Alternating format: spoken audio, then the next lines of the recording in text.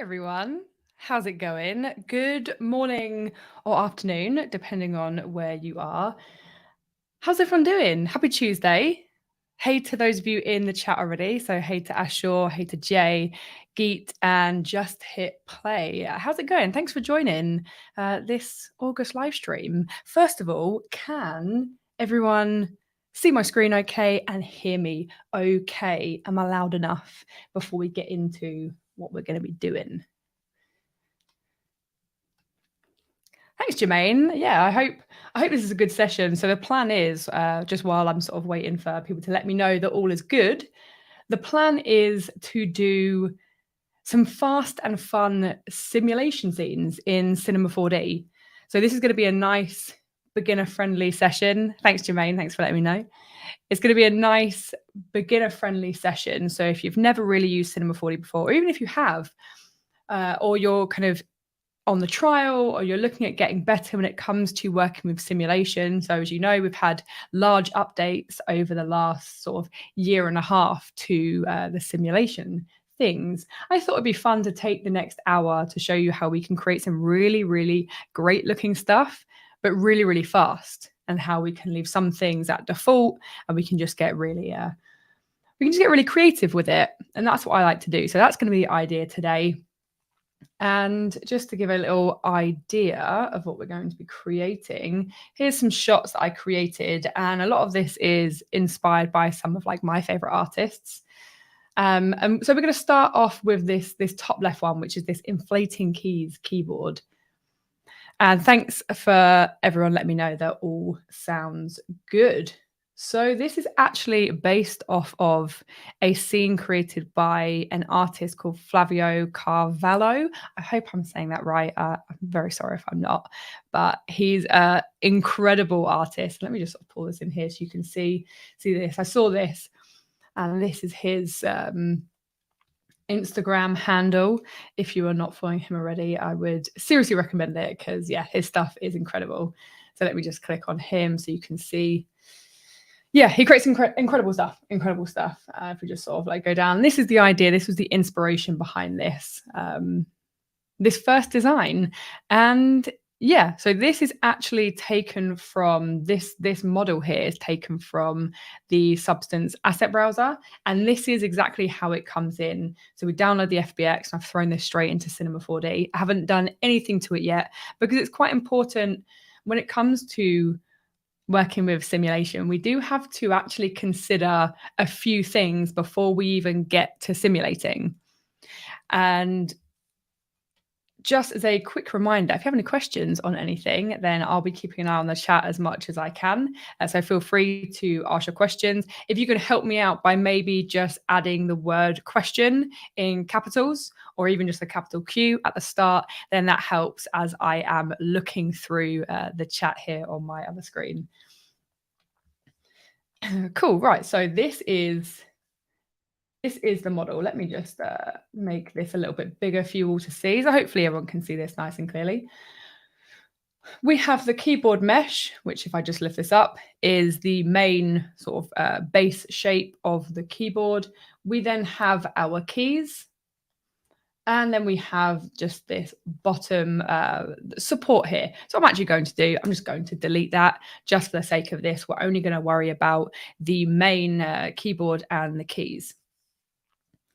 So the idea behind this is we're going to make it look like the keys, or some of the keys, are going to inflate and they're going to float away. And the way that we need to do this is we actually need to fix a couple of things, or we need to edit our model first. So at the moment, we can see we don't actually have a gap for the keys. And so at the moment, our keys and our keyboard base are intersecting. And the trouble is, as we may or may not know, when it comes to simulating, if we have intersections and collisions immediately, it can cause errors and it can cause problems. So we need to solve this before we even start simulating. And the way that we're going to do this is I'm going to just use a nice generator called a Boole generator, and it's going to cut the keys out of the shape. So what we need to do is, let me just pull my keyboard mesh out of here, and I'm going to just duplicate my keys so we can see this main null here. It holds all my individual keys in. So let me just duplicate that, and I'm going to right click and connect objects and delete, because we don't need them to be individual keys just for this bit. But I'm going to keep the other ones here because we do actually need those later on. So let me just hide those. And then all we need to do is grab the Boole, and then I can take these two and I can drop them in the Boole. And so what the Boole's done is, the Boolean type is A subtract B. So the order of my objects is really important here. So it's taking object A and it's minusing object B, which is our keys. And now we have that shape. So this is the shape we should have, like in a keyboard in the real world. It has those little gaps that the keys then fit in. And then what we can do the same thing and just go current state object, or we can just right click and go connect objects and delete. And now we have that main shape in here. And let's just delete that. And let's just call this our, let's call it our base. Cool. So the next bit is to bring our keys back. So let's just unhide our keys. And then what we can do is, a little trick for you is, if you select all of them. So at the moment, what I need to do now is I actually need to make them all a little bit smaller, because again, we still might have some minor intersections. So what I'm going to do is I'm going to scale them all down. But the trouble is, if I select the main keyboard null, the main group, and I scale it down, you'll notice that we're not getting the right kind of transformation. So the way that we can scale everything down as an individual object is by just selecting them all, hit T for transform, or you can come and you can choose your transform tool here. So this is our scale tool. And then in object axis, if you just enable that, we can then scale everything up and down as on a per object basis. So I'm just going to scale it down just slightly. It doesn't necessarily have to be perfect. And then what I can do is, if I wanted to, I can come into these individual ones and I could maybe just fix them a little bit. Because as we can see, they're just a little bit smaller on the x-axis than they should be. Something a little bit like that. Doesn't need to be perfect for the live stream, but of course, if you're doing this again, then feel free to take a little bit more time in that. Okay, so just quickly, before we go to the next bit, we've had a really good question from Kebulan. So let me just show this on screen for you all. So when the model is combined, how do you separate it? I come from Maya and there's a button that separates meshes. I failed to find it in Cinema 4D. So what you can do is, if the object is connected, so let's say this object here, you can go to Tools, Convert Polygon Islands to Objects, and it's going to do exactly what you want it to do. It is then, let me just turn that off just so you can see that. So we go to Tools, we go to Convert Polygon Islands to Objects, and then it should separate all of those objects or those separate meshes for you. So hopefully that is the answer that you need. Also, a little quick tip here from Zadie is, if you have this set up, you can use a middle mouse click to select the children object of the null. Cool, thanks for that tip. Cool, so now the next bit, what we need to do is let's just pull all of our keys up just to make sure, again, we don't have any collisions. I'm just going to pull them up slightly. So we can now see that we have our separate keys and we have our base. And then from here, we can connect all of our keys together as well. So I'm going to right click and I'm going to go connect objects and delete. So now we just have the keys. Let's just call it keys. And we have our base. So this is how we would want to think about optimizing and adjusting any models or any objects or 3D geometry that we then want to look at maybe simulating. So we don't want connections, we don't want intersections and things like that. But the next thing, so if I go to NB, this is going to give me the subdivisions or like the segments of my geometry. So by default, we're NA, which is Gouraud shading. I think we all say this differently. I'll go with Gouraud shading. And then NB is our shading and lines. And this is really nice when it comes to working with simulation because we can see the topology and the segments that are making up our geometry. And in our case, we don't have very even topology. And so when we talk about even topology, we want to have it made up of even rectangles or even quads. And the reason we want that is because when it comes to simulating and we look at, let's use cloth as an example, when it comes to bendiness and stretchiness, which are two of the biggest settings when it comes to creating cloth sims, it's going to look at the points and it's going to determine your bendiness value and stretchiness values on those points. And it will be the distance that they move and stretch and bend from one another. And so if we don't have even topology, we don't have even distance between our points, and therefore we won't have even simulation occurring.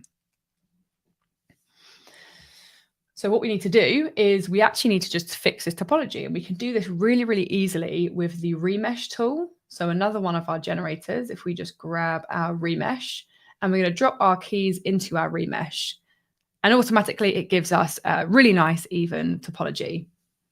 And so what we can do is we could increase or decrease the density.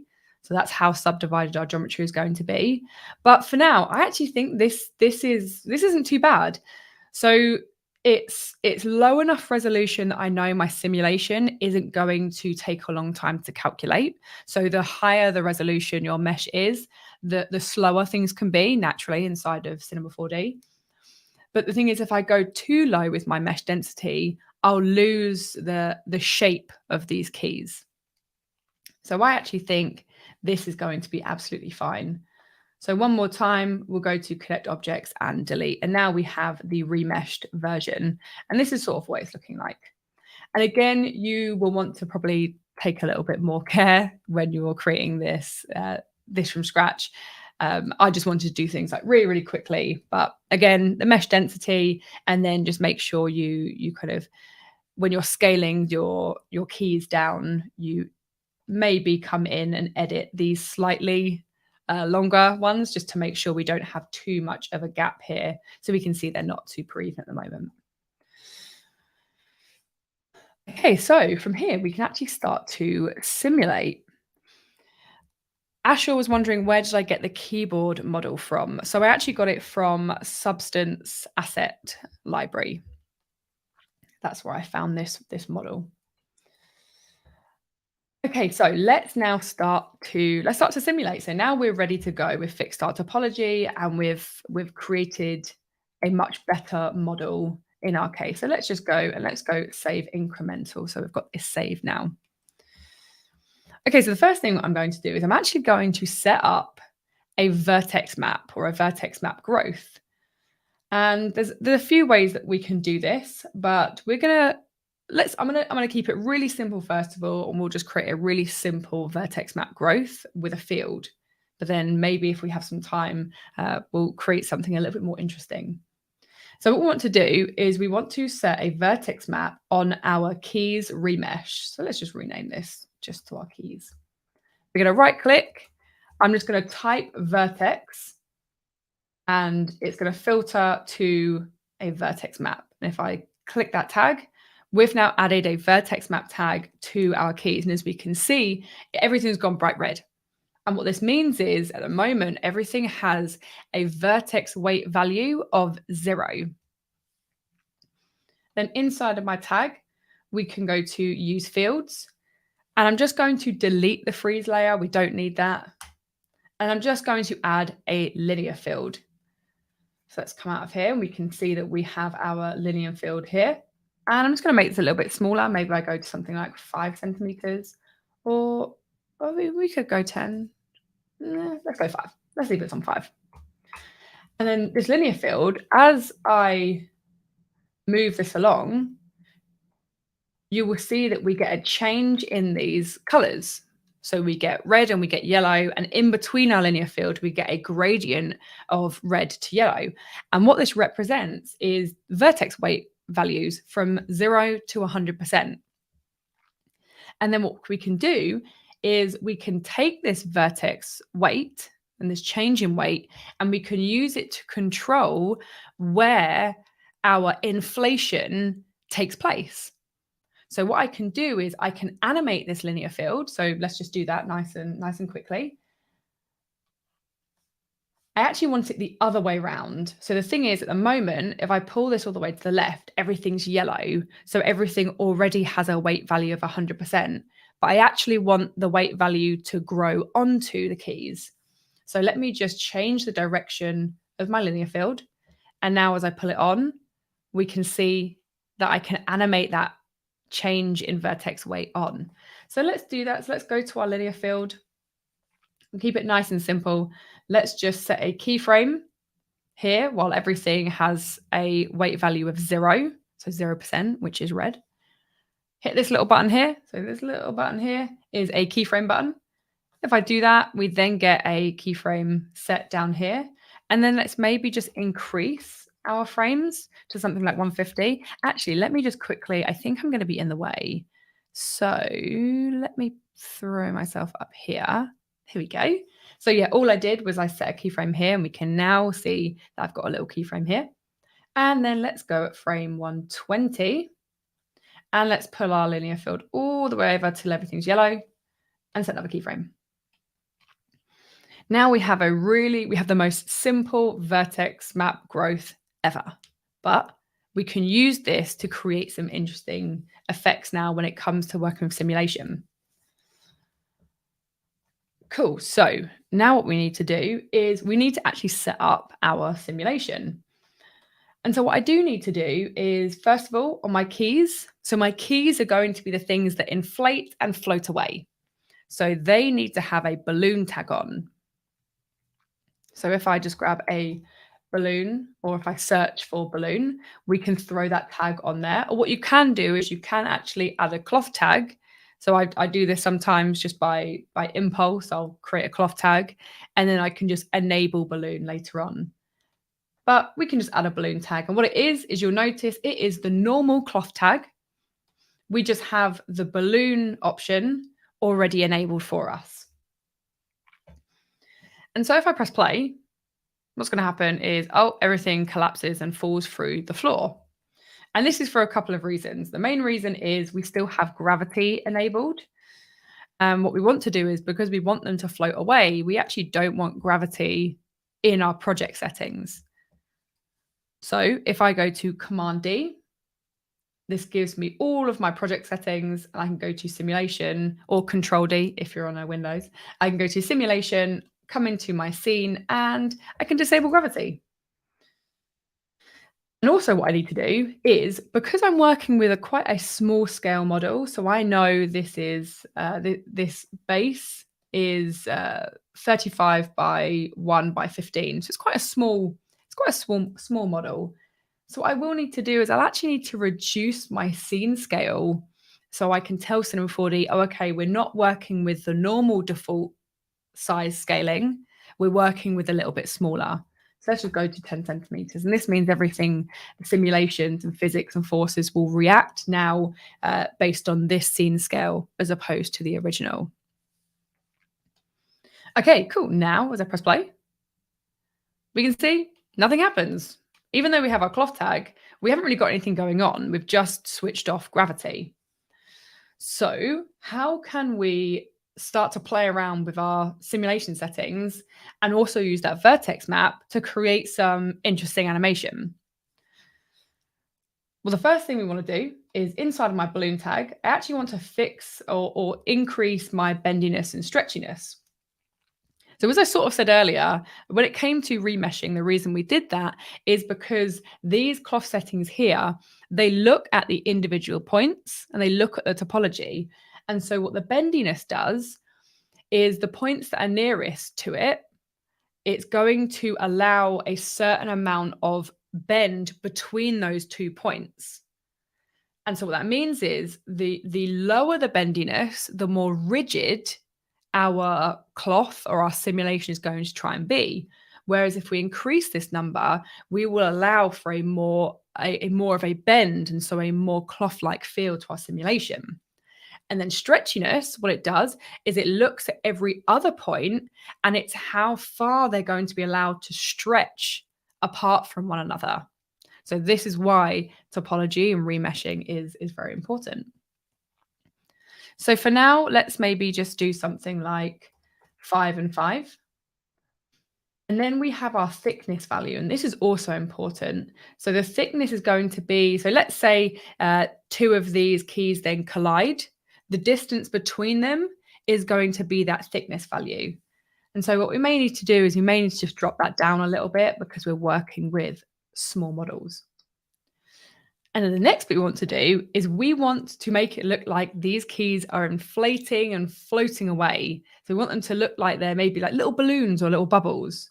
And so the way that we can do that is we can apply what's called overpressure.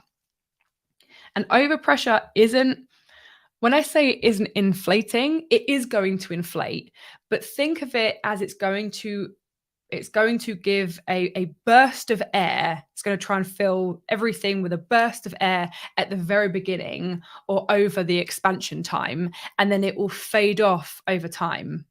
So it's not going to continue to kind of apply and inflate air. That's why it's called overpressure. And the advice I can give with overpressure is to animate this on over time. So if we just set a keyframe again on 1, our normal kind of default value, and then let's go to maybe frame 120, and let's do 2 as overpressure. So now what's going to happen is over 120 frames, it's going to look to try and inflate our keys.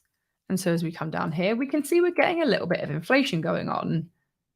As this happens, we can see it's kind of doing what we want it to do, but not really, because everything is happening at the same time. Maybe I can increase this to 3 just so we can see it a little bit clearer. Let's go to 3. So everything is going to be happening all at the same time. What we wanted to do is we wanted to take our vertex map and we wanted our vertex map to control how this inflates.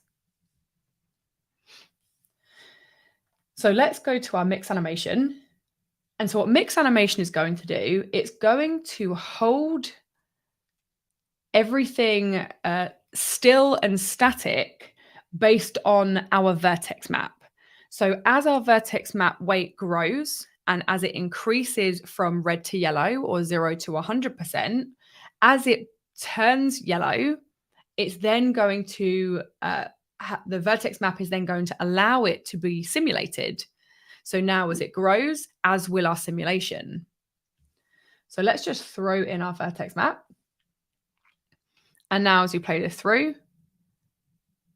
hopefully we can now all see that this simulation or this ballooning is occurring and kicking in as the vertex map does. But at the moment, we actually haven't really set up our collisions. So you can see there, or you could maybe see that it's actually still colliding with the base. So let's just come to our base and we can right click and we can just add in simulation tags a collider tag. So now as my keys, they inflate and they move and they become simulated, they're going to kind of like bounce around and they're going to collide with the keyboard base. So now let's play this again.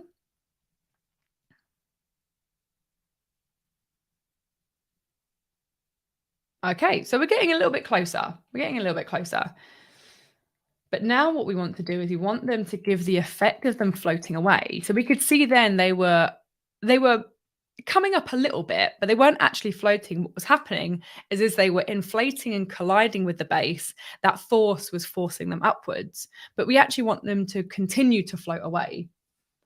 So the way that we do that, and you're probably going to think this is a little bit strange here, considering we turned gravity off, but I'm actually going to re-add gravity under the Simulate Forces menu. So if we go to gravity, what this is going to do, it's going to re-add our default gravity in.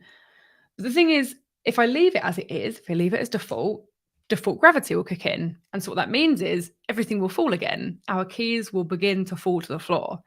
So what we want to do is we want to actually reverse this. So if I just hit a negative or a minus sign in here, so we've now reversed this gravity acceleration setting. Everything is now, it's going to be a little bit crazy, but we'll leave it as it is just to show you what happens. As I press play and it kicks in, everything flies away. And I mean, it looks kind of funny, but it's not really what we want. We're not really getting that nice, light, floaty feel. So how do we do that? Well, it's actually just because this value is just way, way too big. And so if I set this value to something like, I don't know, let's go maybe like minus 30, we should then get a slightly softer float happening. Okay, maybe even lower. Let's go 15. And then one more thing I do like to do, and this will be something that I probably show in every single one of these settings, or these setups, sorry, is in the Simulate menu. If you ever want to add just some fun variation, just throw in a turbulence force. What it's going to do, it's going to look at the strength and the scale values. Think of the scale as like a 3D noise that's being applied over the top. And then your strength is how strong this turbulence effect is going to be. So let's maybe just add, I don't know, a scale of 10% and then increase this. So now we can see we're getting this sort of wild turbulence effect going on. And we could even reduce that down to maybe something like 3. And then back in my gravity, maybe again, we just go minus 10. Because we don't want anything too crazy. We want it to be like light and fun and just a nice floating going on. And so this is how to create that type of inflation effect. So because I want to show you some of the other techniques, what I will say is one quick tip for this, and what I actually ended up doing on that final shot, is a lot of this is actually based on the vertex map. So if I wanted to make this more interesting, I would come into my vertex map, and instead of just using a linear field, which is fine, it's a nice, really quick and easy way of doing a growth, is we could actually set up a vertex map growth using the freeze modifier layer, and then we can apply something like a random field. And what that would do is, as then my vertex weight grows at different areas and it grows across different keys, we will then get a different type of inflating and floating effect. So some of the keys, if they remain red, so a value of 0, they will stay still and static and they won't be simulated. So we can create a really more interesting looking result. And what I'll do is when I share this project file, which I will do, I will set up a slightly different vertex map growth and I will share that with you all. So let me just have a quick look through some of the questions based on this. So again, if you have any questions, then do let me know. So a quick one from James. Is it best to make the redshift materials UV selections first before simulation? So this is sort of down to you. My workflow is I do all of this. I do everything that I would class as like the Cinema 4D stuff. For example, my selections, my simulation, my UVing. I do all of that before I even go to Redshift, before anything gets lit, before anything gets textured. And one, I do that because that's my natural thing that I do. And two, when you actually, I say this on a few of my streams, when it comes to working with Redshift, when you first change your renderer, so when we change our renderer to Redshift, what it's going to do is it's then going to apply, I think it's like 90% of the GPU power to Redshift, even if I'm not even using it. Even if I've just set it to Redshift, it's going to do that. And so that means it could potentially slow down my ability to simulate, and things could be a little bit slower because I'm now no longer having access to the entire GPU because it's already been allocated to Redshift. So do bear that in mind if you're working with Redshift and simulating. So yeah, I do my C4D stuff first, then my Redshift stuff. So we have a quick question. How would we approach this if we still needed gravity for other sims in the scene? Well, what we could do is we have something called a simulation scene. And in our simulation scene in here, we're able to add elements and forces. The elements are the particular like simulation object. So balloon, cloth, rope, and then our forces would be the forces that you want to affect that particular part of your simulation. So we could have different simulation scenes for different objects and simulated things in our scene. So hopefully that helps with that. What is the logic to change the scene scale for simulations? Well, Cinema 4D has its default set of settings and parameters, which is based on the default object's sizing. For example, when we throw in a cube, it's 200 by 200 by 200. When we add a cloner, the distance between the grid is 200 by 200 by 200, things like that. And a lot of things in Cinema 4D have this default sizing. And so what that means is when it comes to simulating, it's presuming that objects are based on that default sizing. And if they're not, and in a lot of cases, if we're making things in the real world scale, we need to make sure we tell Cinema 4D that this scene scale is now a lot smaller, or vice versa, could be a lot bigger. You could be having huge buildings, and therefore you have to go the opposite way around. So that is why we need to do that. And just quickly on Vitas's question, does it have to be precise? In my opinion, no. I think we can just do, as long as we make it a rough sizing to the scale, then we should be good to go. So in this case, it was 30 centimeters, but I changed it to 10 centimeters. A few more questions coming in. Is it possible to do mixed, rigid, soft body simulations using the new simulation scene? So at the moment, what I call the new simulation settings do not include rigid body. So if we right click in our bullet tags, we can see we have rigid body here. Whereas in the simulation tags, this is everything that has been moved over to the new system. There are a few tricks to get around this, which I actually showed in my waffle setup. So what you can do is you can work with really low resolution objects and use those as a, what did I do? My brain isn't working today. So you can use those to then, oh no, sorry. You can use those to 222. Why can I not see it?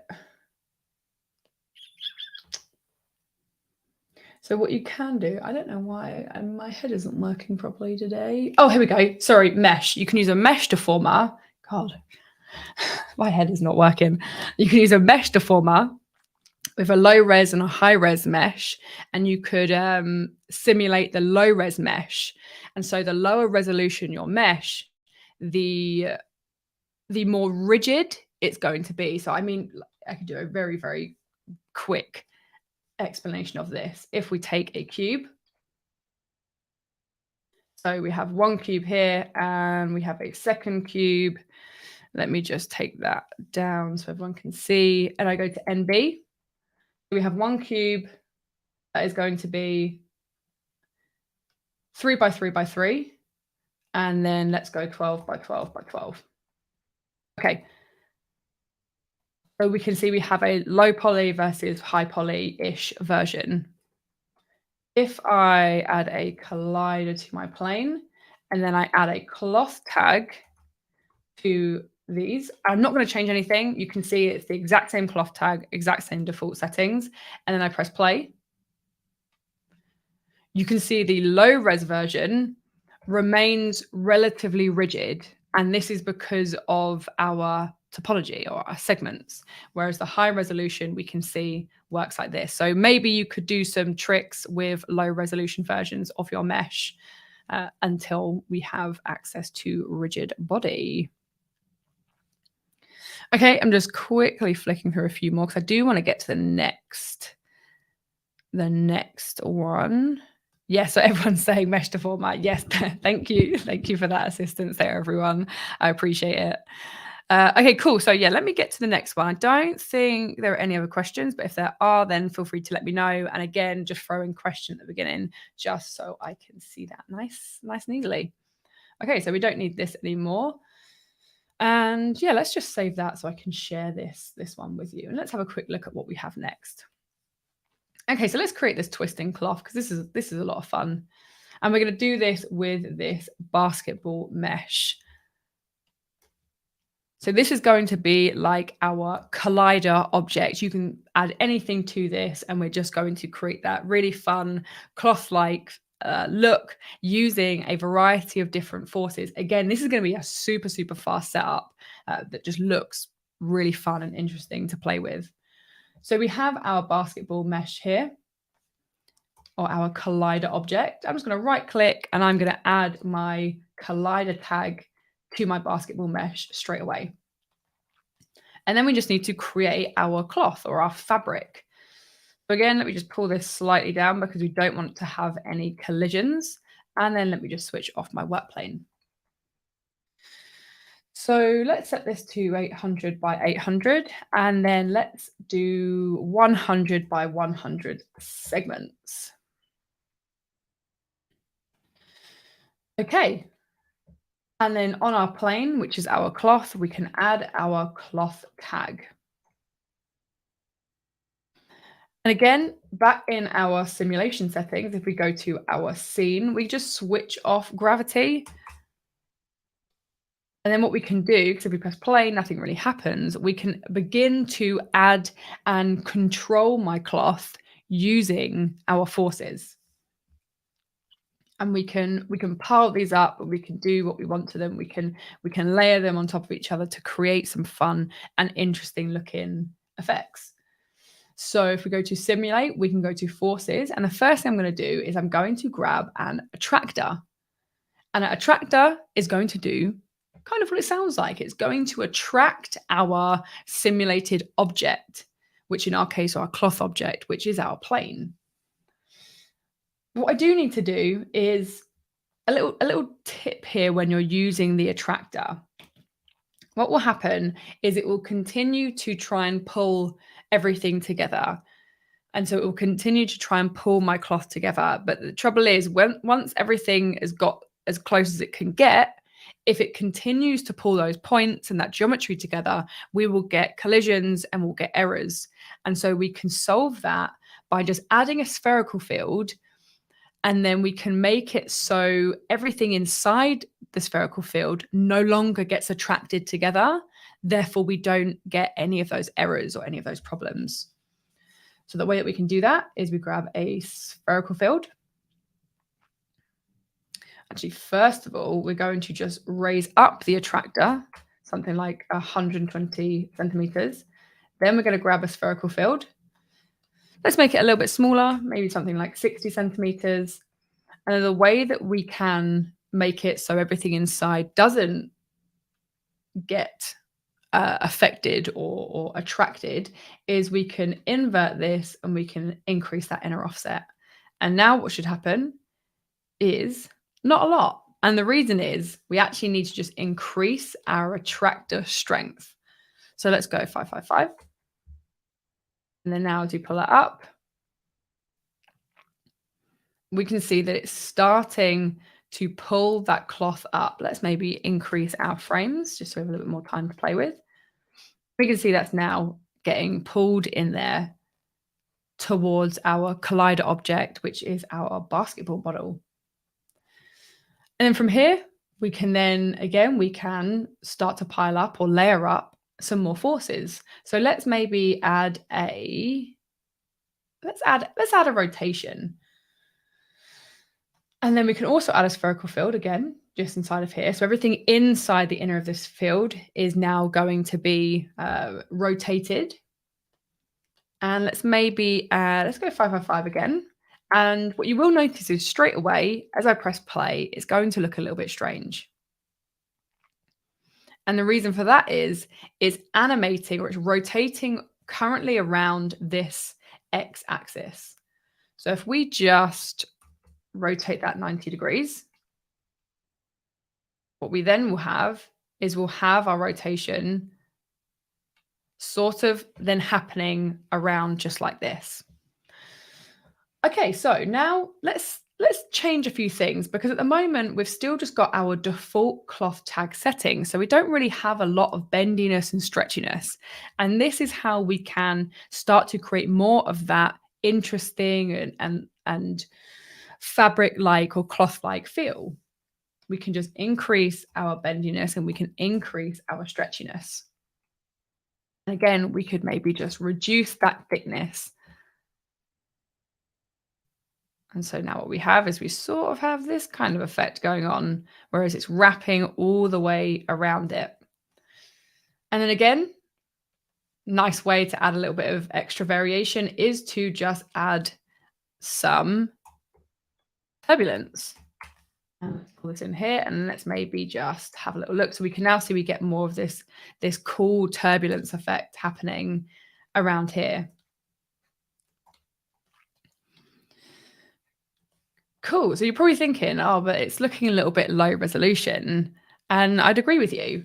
And so the best and the quickest way to solve this problem is to just grab a subdivision surface and then drop your plane inside of it. And really, really quickly, let me just hide my spherical fields. Really quickly and really easily, we've created quite an interesting looking cloth sim in really like a matter of maybe 10, 15 minutes. And so it's still going to play okay with the subdivision surface, which shows how powerful the simulation settings are. But again, we can just switch that off if we want to adjust some of these different things. So another quick thing that we can do is this target length option. So what target length will do is, based on the value that we enter, is the cloth is going to increase in size based on that percentage value. And what I do like to do is I like to animate this on. So maybe we'll go to something like, I don't know, maybe like 30 frames, and we can go to 125% and set another keyframe. And so what you'll notice when I press play now is the simulation is going to kick in, but it's also going to increase the size of my cloth. And this can be quite fun because it can be used to add almost like extra material to your scene, extra geometry. As I press play, we can see that we get a lot more material, and it sort of just adds a slightly different effect to our cloth and to our fabric. Okay, so that was as kind of, as far as that scene got. It really is just a matter of adjusting some of your cloth tag settings. So the bendiness and the stretchiness is what's going to help sell this to be a nice fabric material. We can, or if we want to, we can add the target length to add some more, like what I say, add material, or just add some more geometry. And then we can layer up our forces to start to create some interesting looking results. And someone did ask earlier, I realized that I did miss one of the questions, which was about how would I go about caching this, or how would you go about baking it? And so what I like to do is I like to right click on the object that is being simulated. So in our case, the plane. And then what I do is I bake as an alembic. And then what will happen is we have that cache data as an alembic, which then gives us still quite a lot of control over a lot of the settings inside of it. And then we can disable all our simulation. And so this is actually going back to that same question, which was doing the redshift materials and lighting. What I like to do is I like to bake my simulations out. So once I'm done and let's say I was happy with this scene and I'm ready to now light and texture, I would bake this as an alembic, and then I would disable my simulation, and then I would then light and texture the alembic. That's what I like to do, only because then it gives me more like GPU power for the simulation while I'm doing it.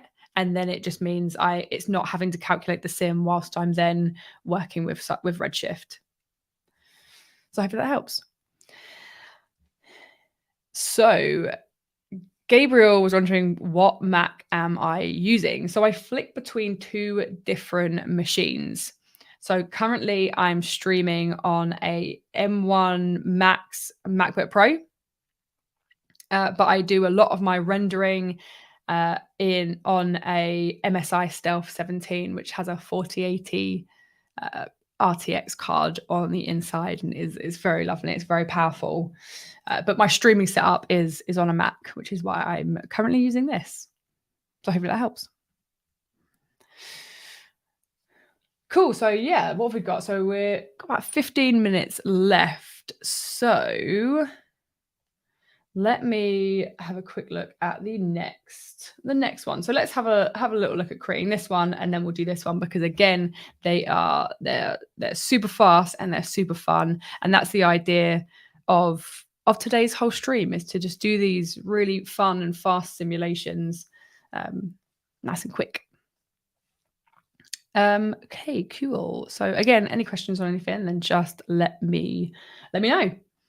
So we're going to start off with that top right one, which is, believe it or not, it is just a sphere and a couple of swept splines.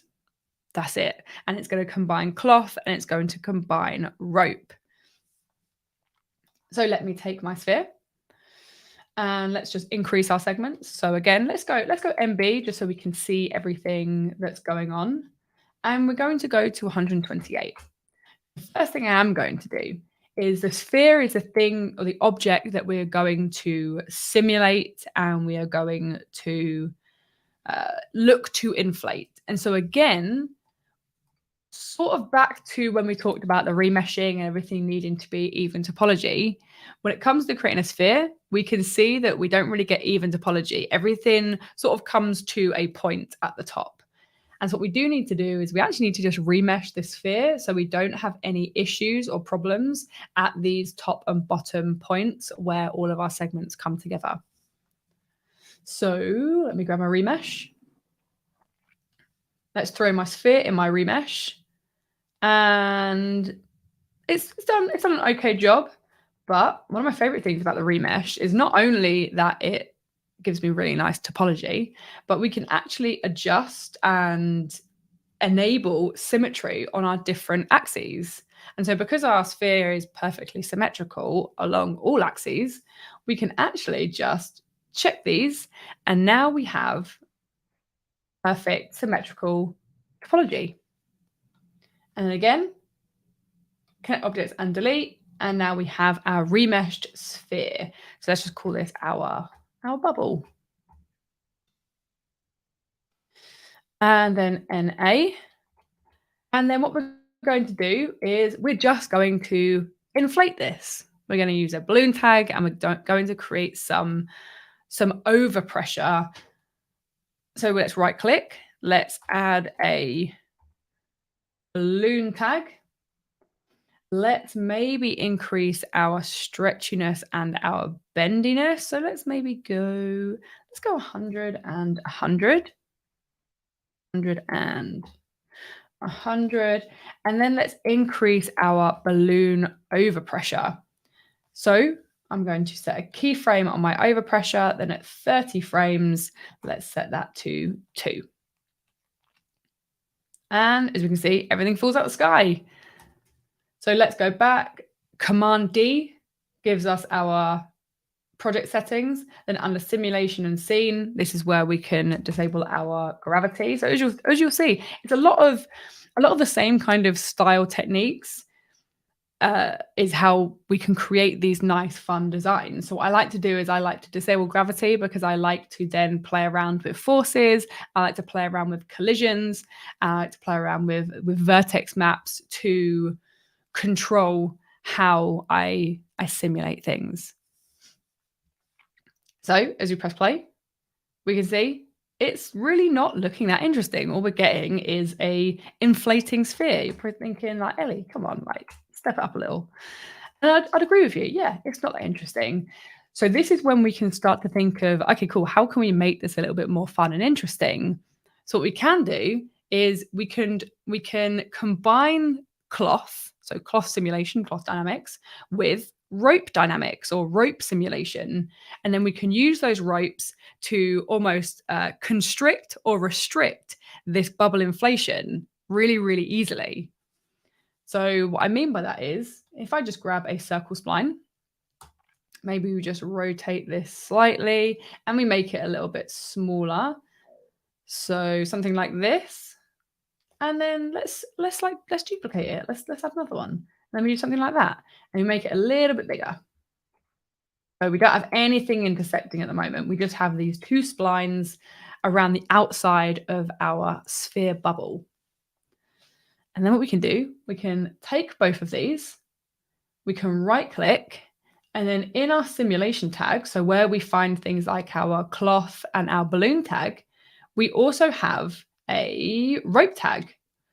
And the rope tag you'll see is very, very similar settings to what we've just been looking at. So very similar to the cloth. We have bendiness, we have stretchiness, we have like friction, target length, all of those similar settings that work in the same way. And so what that means is because these then look at points, we need to make sure in our spline, we have enough subdivisions, just like we do when we remesh our topology. We need to make sure we do the same kind of thing with our splines. So let's just set this to 64. So we have more points on our spline, which will in turn control and affect our bendiness and stretchiness. And let's maybe just go, I don't know, let's go like 10. And then maybe, we don't really want much stretch though, do we? Okay, let's leave stretch like that. Because as my bubble inflates, I don't want the rope to kind of inflate with it, or not inflate, but stretch with it. I want it to maintain its sizing. And then our radius, this is where our radius is important, because the radius is going to be the collision surrounding my spline. So when I turn this into geometry, I need to make sure they're the same sizing. And so let's just play this. And so what we can see is we're now restricting that by using our splines, by using our rope simulation. And so let's just convert this into geometry. Let's turn these splines into some actual geometry. So let's take a sweep. And then what we want to do is want to put our circle inside of our sweep. And then when we use the sweep, we actually need a second spline, which is going to be swept along this. And to create something that looks a little bit like rope is we just need a circle. Let's maybe make it 2 centimeters. And we're going to drop that inside of here. So now we can see this is sort of what we have going on. We can press play. And we've sort of created this. Again, it's not looking super interesting, but our splines are holding in our inflation. And so then what we can do is we could then take advantage of that target length again. So we could increase our target length, maybe to something like 150. And then again, let's just reduce that thickness. And then let's see what happens as we press play. So now what we've done, we've used that target length to create more material, more geometry, more mesh. And then we've used the balloon or the inflating to still create some inflation or overpressure. And what we can see now, so we're now getting a little, we're getting some problems here. We're getting some errors. And the reason for that is, there's a couple of reasons. The first one, I think, is down to my geometry. So my rope is actually 2 centimeters in size, so in radius. However, in my rope tag, I've set my radius, so my thickness radius, only to 0.5 centimeters. So if I just set these to 2, this should fix this problem. Perfect, and it has done. So I've been able to fix those problems here. And again, just throw this into something simple like a subdivision surface. We've just created what went from just being a sphere inflating to something a little bit more interesting just by combining it with rope dynamics and some different ropes. And we're getting some collisions. That's cool. That's fine. So I want to show you, it's always great having errors and problems that come up. So as you notice there, we were getting some intersections happening. And so what we can do is back in Command D, simulation settings, we can increase things like substeps and collision passes. And this is how many times our sim is going to be calculated and our collisions are going to be calculated per frame. So what we can do, we can look to increase these values to start to fix and solve some of these errors. So maybe we can increase those again, just to make sure. So we're still getting some errors and some issues here. And this, again, we can just continue to increase these settings. Or what we can do is we maybe could just increase our thickness of everything. So we can come into our rope tag and we can increase our thickness radius here just to ensure that it's able to see those properly. And now we can see that we're not going to get any of those intersections happening. And this was how I created that top right shot. It was literally just combining a sphere with a cloth tag, and then we can use rope and we can use interesting like rope settings, convert that into geometry using a sweep to restrict some of that inflation going on. So there are so many different possibilities inside of Cinema 4D. So we've got a very, very short amount of time left. Again, let me know if you have any questions. But what I want to do, I want to fly through, and I mean fly through this final one, which is bottom right, which again was inspired by Flavio. Let me find. Yeah, so inside of here, I think, if we come to here, yep, here we go, this one. Let me just put that in there. So this one here, again, inspired by this incredible artist, Flavio. So I can show you how we can create this super fast. So let's throw that in there. Let's throw our basketball inside of here. And let's bring you all back. Okay, so let's just create our colliders. So we can do a cube. And I'm just going to do this, as I said, like super fast. Super fast and super quick. Let's make these 2 little collision blocks, something like that, and then something like that. So these are things that are going to come in and they're going to squish our basketball or whatever thing you want to squish. And then we go NB. And then again, we just want to make sure that we have enough subdivisions on here. And maybe let's go 12 by 12. And then something like that. That should be absolutely fine. And then we can add a little bevel or a little fillet to the edge of our cube as well. And so what we're going to do is just going to animate these cubes in. And then as this mesh, this basketball gets simulated, it's going to come in and it's going to smush everything together. So let's very quickly grab this cube. We're going to set some keyframes on the Z or the Z axis. So let's set a keyframe here for both of them. And then at frame 30, we're going to pull them both in. So let's say maybe like here. And then maybe this one is going to be like here. Set another keyframe. And so this is what we've created. Nice, simple animation. And now we want to create our same ballooning animation. So let me grab a balloon tag and let's maybe go 10 by 10 by 1.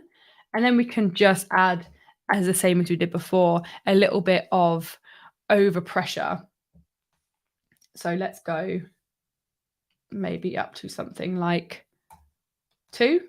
And so what we have at the moment is gravity in our scene. So let's switch that off. And what we currently have is then just this inflating. But at the moment, these little blocks, the blocks that we animated, they aren't actually having an effect. They aren't being seen in our simulation. So we just need to right click and then add a collider. So now we can come in and it's just going to smush this together. It's going to smush our poor inflated basketball. And what else can we do? So we can come into our settings. We could increase this a little bit more. And we could increase that target length again. So if we wanted to, we could just say, oh, okay, on our target length, maybe we want that to be 125%. And so as that comes in, we can see we're getting that squished basketball where we switch on our subdivision surface. And it's just a little bit of a fun style, interesting simulation that we literally made in a very, very small amount of minutes. So that is the idea. That was the idea that I wanted to show you all, is how we can. So for example, if you're new to Cinema 4D, or if you're new to simulations, or you're new to 3D in general, it can be quite daunting. You can think, oh, okay, what's something that I can do, like what can I follow along with? What can be like fast, but also really fun and interesting? And I feel like simulations and these type of simulations are really just so beginner friendly. They're user friendly. They're so much fun. Like I really enjoy just sitting and playing around on them. And then what I also love is it gives me a really cool base to then start working with Redshift. So I can think, okay, I can make my simulation really quickly, maybe 30 minutes, an hour. And then I have something really fun and really cool that I can then light and texture in Redshift. So yeah, that is kind of the idea of how we created these scenes here. Does anyone have any questions on this stuff? So I'm just kind of like flicking through here. And from what I can see, there isn't really any questions left. I don't think I've missed anything. But yeah, no. So also one final quick thing I do want to say is I'm actually going to be sharing these project files. So the things that we've just created now, these particular scenes, including the inflating keys. So for anyone who joined late, I know that I've just seen a message from Simo Studios about being late to class. That's totally fine because this gets recorded and uploaded to the Maxon Trainer Team YouTube channel. So what you did miss was we created some inflating keys here. So if we just play this through, we created some inflating floating keys. We then looked at creating some twisted and fun cloth with forces. And then we created this really kind of like just strange abstract design. And then that final one, which was just that fun, inflating, squishy basketball, because why not? Because it's fun. So, we have a couple of quick questions. So from Vitus, do the UVs of the basketball get affected by the squishing? Yes. So as the basketball inflates and is squished, as you can imagine, the topology gets inflated and squished. So if I had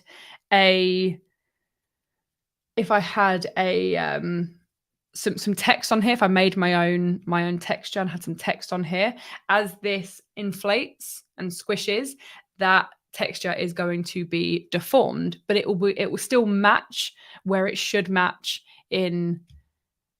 on the actual geometry. So it will be a correct type of deformation, if that makes sense. Let me have a quick one. Do you see? So I'm just going through. How would you do tearing a net? That is a good question. That is a good question, because in the cloth tag we have tearing. But I mean, if you're creating a net, you'd probably create it with rope. And is there tearing in rope? That is a good question. Let me just add a circle spline just to have a look. Tearing. Okay, so there is tearing. So that's interesting. Let me figure out how to do that, because we're slightly over the hour, but it would be adding a rope simulation to your net. And then what we can do is we can add tearing. And what tearing means is as our points get past a certain percentage, they will then tear and rip apart. So something like that I'm thinking of doing. But what I'll do, I'll find out an answer for that one, and who knows, maybe I could do it on another stream. And also thanks for the lovely comments from everyone. I'm really glad you enjoyed this stream. I definitely did. And yeah, if you ever have any kind of tips or techniques for future ones, then do feel free to let me know. What I'll do is I will, in the link to the YouTube channels on the Maxon training team and the Maxon pages, once I have the project files ready, I will add a Dropbox link to those. And as always, if you have any more questions for us, so maybe send the cloth tearing, or the net tearing one, into training@maxon.net. Feel free to put my name in the subject, and I will figure that out for you, and I will send you a project file. And that goes for anyone else. If you have any questions, or questions I maybe don't know the answer to or haven't got around to today, then feel free, training@maxon.net. And as always, I hope you all have a lovely rest of your Tuesday and a great week. I will see you, I'm sure, on another stream soon. But as you know, I will be doing these monthly, so I will definitely be having one at the end of September. Yes, I don't know what that'll be on yet, but hopefully some fun stuff. Again, anything you want to know, just let me know. Have a great week, everyone, and I will see you on a stream soon. Bye, everyone.